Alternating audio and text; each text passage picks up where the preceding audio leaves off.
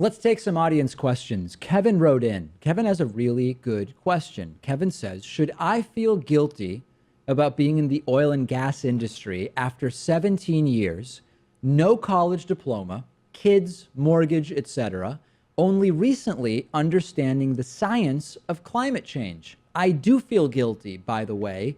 It bothers me a lot. This is a good question. I mean, I think the fact that Kevin is even asking these questions means he's already way more sort of self-actualized than endless people that are working in oil and gas. I think that it's fine to understand the way in which your industry is damaging our planet.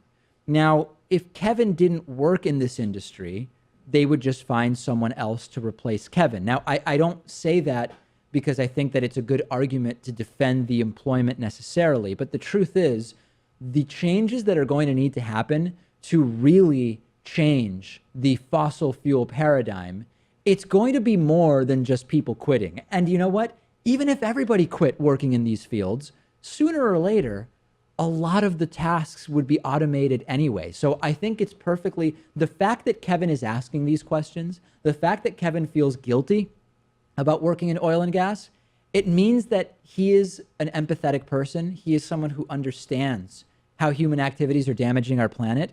But we need structural change to really get us out of this fossil fuel paradigm. And Kevin is, in a position where he's working the best job he could get given the education that he has. It's hard to fault someone for that.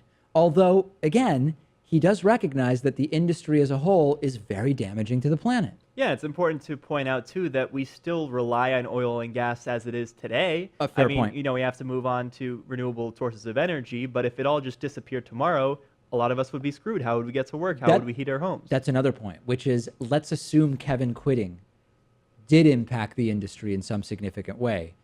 We're not actually equipped today to get off of fossil fuels through almost completely our own fault, but that's just a reality. And that's a transition that's going to need to happen. So, Kevin, yes, you should feel guilty, but that doesn't mean that you need to quit and endanger your own livelihood. It's also the fault of our elected officials that we have these jobs rather than other jobs, right? And the fact that this might be the place, I don't know where Kevin lives, but it might be the place where he is actually able to earn a living.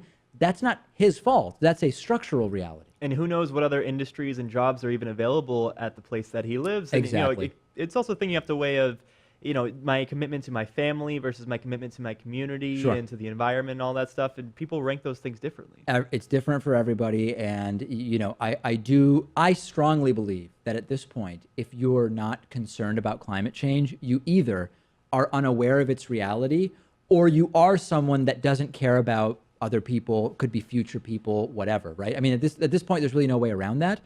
Just having this job doesn't mean that you're a bad person. I hope if Kevin was writing in for validation that he's not a bad person, I'm able to say that, but still say you should probably feel guilty to some degree because, the industry is a major problem.